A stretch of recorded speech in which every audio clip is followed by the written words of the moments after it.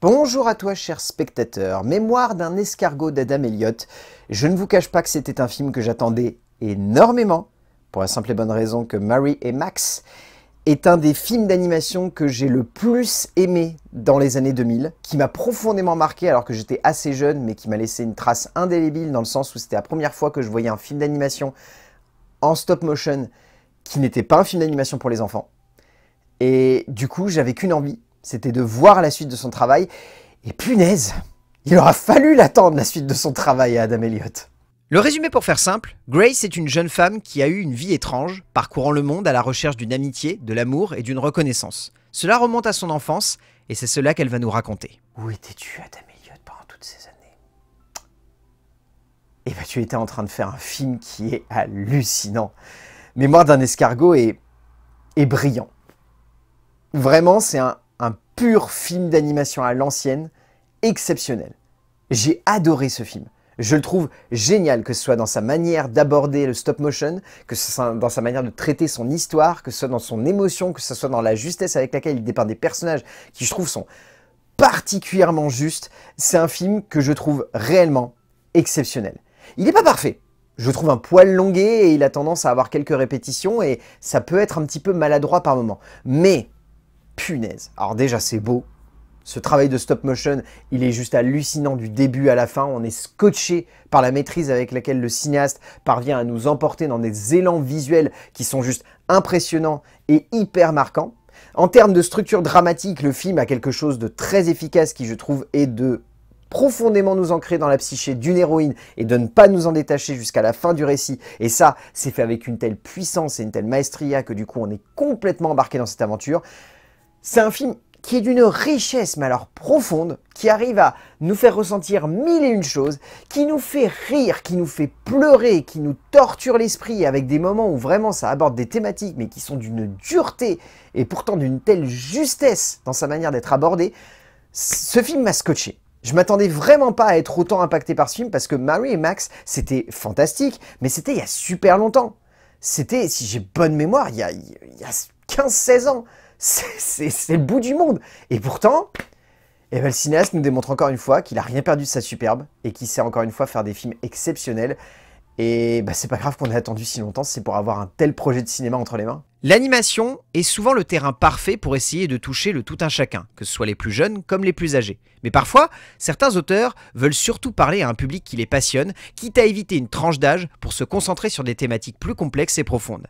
Adam Elliott revient à la mise en scène de l'animation 16 ans après Mary et Max, pour ce qui va clairement devenir un nouveau bijou du genre, le metteur en scène australien offrant un long métrage brillant de maîtrise et de beauté, une pure et magnifique fresque humaine à hauteur de pâte à modeler, le temps d'un moment de cinéma tout simplement magique où le metteur en scène nous fait traverser une palette d'émotions folles. En termes d'écriture, comme je l'évoquais, Adam Elliott, moi ce qui me scotche, c'est que la base de son récit est simple. Je trouve que l'objectif étant de raconter l'histoire de Grace, de son enfance jusqu'à l'âge adulte, c'est une structure dramatique qui est très classique, je veux dire, dans le cinéma conventionnel, entre guillemets, dans le live action, on va dire.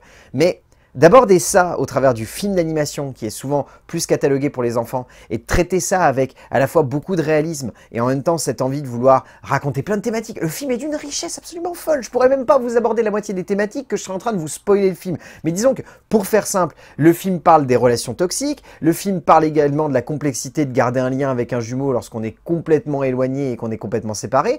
Le film parle également de la difficulté de grandir sans figure parentale. On peut aborder également la solitude, la dépression, la difficulté de se faire des amis. Enfin, c'est un film qui parle de tellement de choses et qui passe son temps à nous dire il faut voir le verre à moitié plein.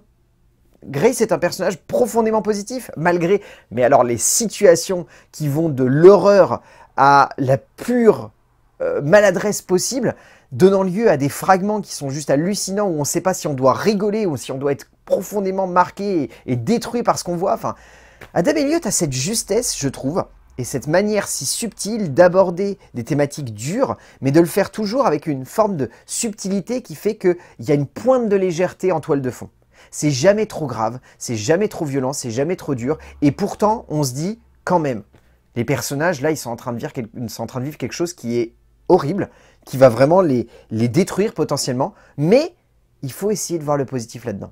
Et moi ça me marque parce que c'est beau comme manière de penser. C'est difficile, c'est pas à la portée de tous, C'est même d'une immense complexité lorsque certains ont une vie qui est pourrie, et pour autant, il faut essayer.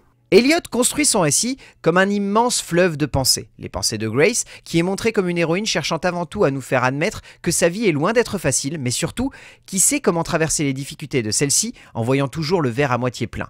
Avec cette philosophie comme base de construction et de développement dramatique, l'auteur sait comment jouer avec nos attentes, comment construire une fresque qui soit humaine mais également touchante, pour au final donner lieu à une longue traversée passionnante où une jeune femme s'est littéralement ouverte en deux pour nous offrir son cœur et sa vie. En termes de mise en scène, je vais ne faire que vanter à quel point Adam Elliott est un graphiste de génie, a un univers absolument riche, a une manière d'aborder le stop motion qui est juste exceptionnelle. Je veux dire, personne ne fait du cinéma d'animation comme Adam Elliott.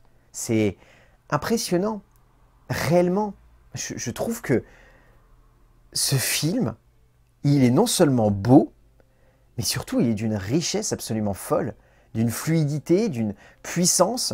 Il y a une manière d'aborder le mouvement de la caméra qui montre pourquoi en fait il met autant de temps à faire des films d'animation. Parce que il ne cherche pas uniquement à bien mettre en scène le stop motion, il veut vraiment le mettre en scène.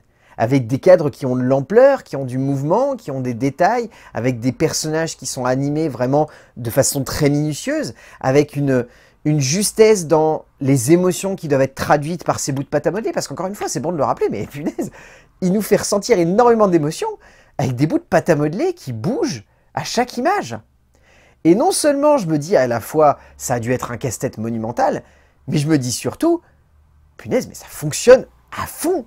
On est complètement absorbé par ça du début à la fin. Le film est tellement juste, et tellement puissant, et tellement parfait même. J'ai pas peur de le dire. Parfait en termes de mise en scène et en termes de manière d'aborder l'animation. Enfin, moi ça me tue de voir des cinéastes qui sont aussi créatifs. Avec quelque chose qui pourtant est rebuté par beaucoup de metteurs en scène aujourd'hui. Je veux dire, il y a très peu de studios, à part Hardman qui se permet encore le caprice de faire des Wallace et Gromit, ou même des Shaun le Mouton, ou même des Chicken Run avec de l'animation en pâte à modeler. Mais sinon, vous prenez tous les autres, mais personne n'a envie de se casser la tête avec ça. C'est d'une complexité folle, et ça prend un temps mais dingue. Et pourtant, lorsque c'est bien fait, lorsque c'est fait avec justesse, lorsque c'est fait par des auteurs qui sont passionnés et passionnants, et ça donne lieu à des films comme celui-là. Mémoire d'un escargot, c'est un brillant exercice de style qui est complètement maîtrisé par son auteur et qui, encore une fois, a une puissance esthétique et une manière de gérer le cadrage, c'est hallucinant.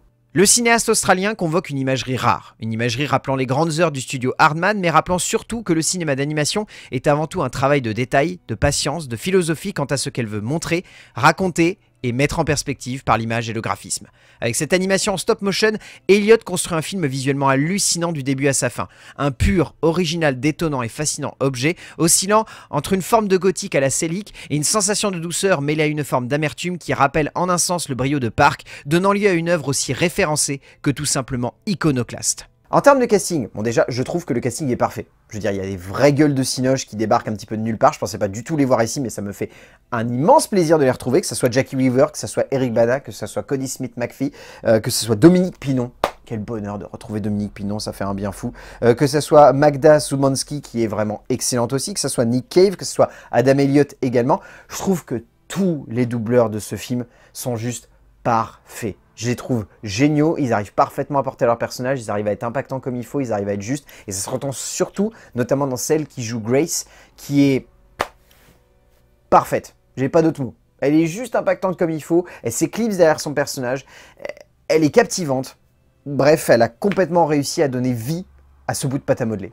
Sarah Snook dans le rôle de Grace est tout simplement merveilleuse. L'actrice parvenant à porter avec brio et une maîtrise évidente une jeune héroïne d'une grande complexité, mais également d'une belle densité émotionnelle. Au bout du compte, Mémoire d'un escargot, je ne peux que vous pousser à aller voir ce film. C'est un de mes petits coups de cœur de ce début d'année cinématographique, c'est exceptionnel. C'est un brillant exercice de style maîtrisé par un auteur qu'on aimerait voir plus souvent. Et en même temps, on se dit que si on le voyait plus souvent, ça serait pas aussi réussi. Donc, Adam Elliott, on se voit dans 15 ans, mais vraiment, c'est juste génial, c'est fascinant à suivre, c'est magnifique à regarder, c'est beau, c'est maîtrisé, c'est impactant, c'est émouvant, ça nous fait traverser plein de choses, ça nous fait rire, même si parfois c'est difficile de rire de ces situations, mais ça nous fait rire. Bref, Mémoire d'un escargot d'Adam Elliott, si vous avez l'occasion de le voir en salle, foncez, n'hésitez pas une seule seconde, vous allez adorer ce film, j'en suis sûr. A plus.